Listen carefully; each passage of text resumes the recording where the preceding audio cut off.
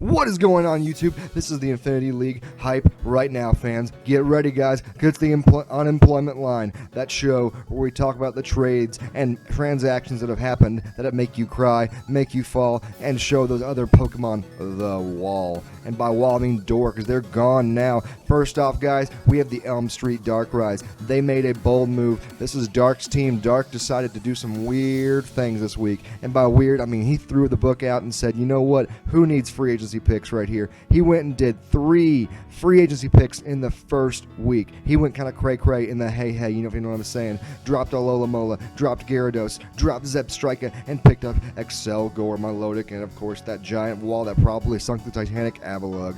That wall, that mom was just so bulky and fat that the Titanic sunk like a rat. Ta-ta-ta. But anyway, guys, check this out right here. By getting rid of Alola, he loses the Regenerator core.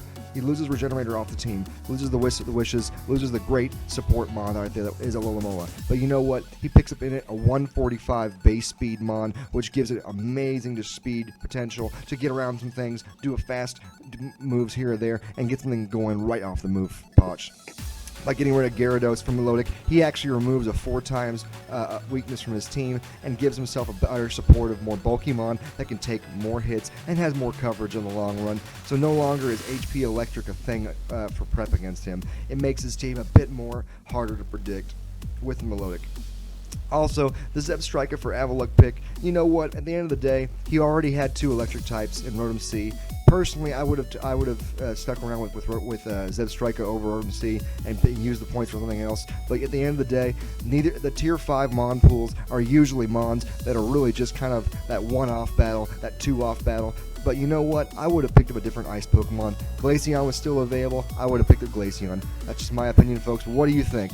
Here we go into the next one. We have the South Carolina Shuppets. My boy Matrix, aka King48, decided to take a ballsy play and get rid of the ultimate wall breaker that is Astro, my boy Azelf, and decided to take Azelf and say, you know what, Azelf, I don't love you, but you know what, I love you, Azelf. So I'll see you around next time. And he picked up Reuniclus. Reuniclus, as you know, is an amazing mon with great capabilities. It has great abilities. Mostly they're like known the Regenerator core moves, and that's just really cool right there. But you know what? When you look at his team, you think to yourself, man, why did this trade happen? Why did this trade happen? You already have Volcanion, you already have Venusaur, Donphan, you already have Regice, Slurpuff, and Blastoise. That right there, folks, is what we call wall breaking potential, and stall breaking potential in terms of being able to take hits. So you know what right there? The problem is that I'm seeing a serious issue, and that is speed. Speed is looking pretty weak on his team right now overall. So what does this do right here? By making this play right here, Azelf, you lose a 115 base speed mon,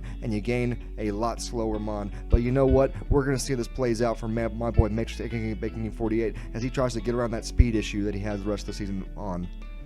Next up, we have the Carolina Caterpies going out hard. My boy Bandon Caterpie decided to do a ballsy play this week and get rid of Ninetales in favor of that tier 5 fairy Granbull, or is it tier 4? Either way, don't be a whore. Anyway, here we go, guys. So here we have the Ninetales right here. By losing Ninetales, he no longer has a fire type Pokemon on his team, but he picks up a fairy type.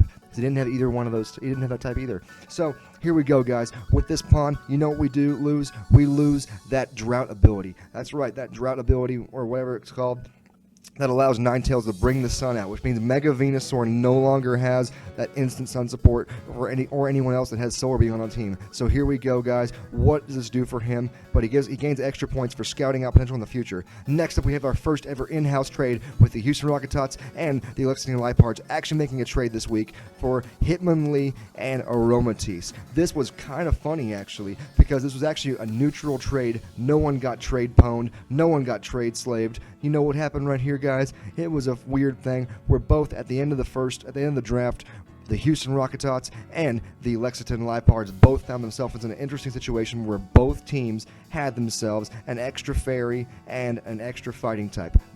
The Rocketots drafted 2 fighting types, the Lipards drafted 2 fairy types, and they decided to flip-flop it, balance the teams out, and both teams actually gain huge potential in terms of what they got. But what do you think, folks? Who won that trade? And guys, if you think anything's trades were weird or wrong, or if I'm just being an idiot, leave a like, leave a comment, and let me know what's going crazy. Because guys, the war is real, and the Infinity League is here to steal the kneecaps. See you next time, folks, on the